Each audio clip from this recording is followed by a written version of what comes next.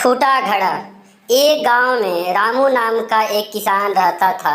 वह अपने खेत में काम करके अपना गुजारा चलाता था। एक दिन वह अपने खेत में बीज लाने के लिए शहर गया। दुकान में जब वह बीज लेकर जा रहा था, उसकी नज़र दो घड़ों पर पड़ी। दोनों घड़े देखने में काफ़ी अच्छे लग रहे थे। रामू ने सोचा कि इनको लेकर जाकर मैं नदी से ज़्यादा पानी ला सकूंगा।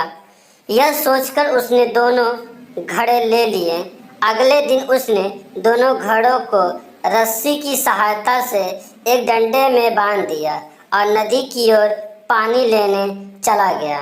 नदी में उसने पानी भरा और अपने घर आ गया। घर आने पर उसने देखा कि एक घड़े में पूरा पानी था, जबकि दूसरे घड़े में पानी आधा था। यह देखकर रामू समझ गया कि एक घड़ा फूटा हुआ है। उसने दोनों घड़ों का पानी एक बड़े बर्तन में डाल दिया। इसके बाद भी वह अगले दिन भी दोनों घड़ों को लेकर नदी पर गया और आकर उनका पानी बड़े बर्तन में डाल दिया। किसान के जाने के बाद फूटा घड़ा सही घड़े से बोलता है कि मैं किसी काम का नहीं हूँ। मैं रोज़ आधा पानी रास्ते में गिरा देता हूँ, फिर भी मालिक मुझे रोज़ नदी पर ले जाते हैं। सही घड़े ने भी बोला, तुम किसी काम के नहीं हो, और उस पर हंसने लगा। अगले दिन जब रामू नदी पर जाने के लिए घड़े लाने लगा तो फूटा घड़ा रामू से बोला कि फिर भी आप मुझे लेकर जाते हो, मैं आपकी मेहनत को खराब कर रहा हूँ, इसलिए मुझे यहीं छोड़ दो। इस पर रामू फूटे घड़े से बोला कि तुम अपने आप को बेकार मत समझो, तुम मेरे साथ चलो और रास्ते में आते समय रास्ते के फूलों को देखो, उससे तुम्हारा मन ठीक हो जाएगा। फूटा घड़ा मान गया और रामू दोनों घड़ों को लेकर नदी से पानी लेने चला गया।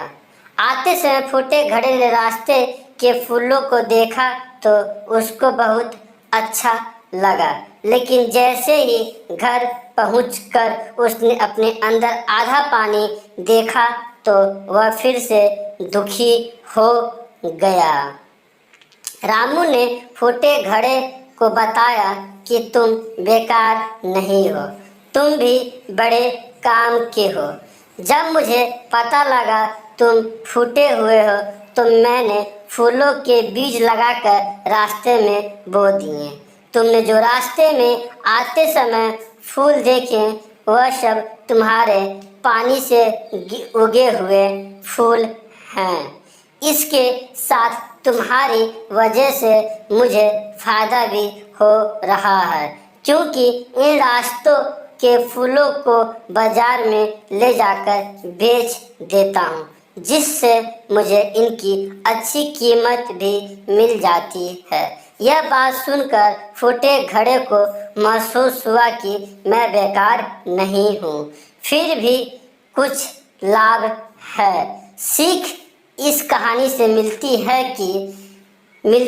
कि कोई भी चीज़ बेकार नहीं होती है, हमें उसकी अच्छाई को ढूंढकर निखारना चाहिए।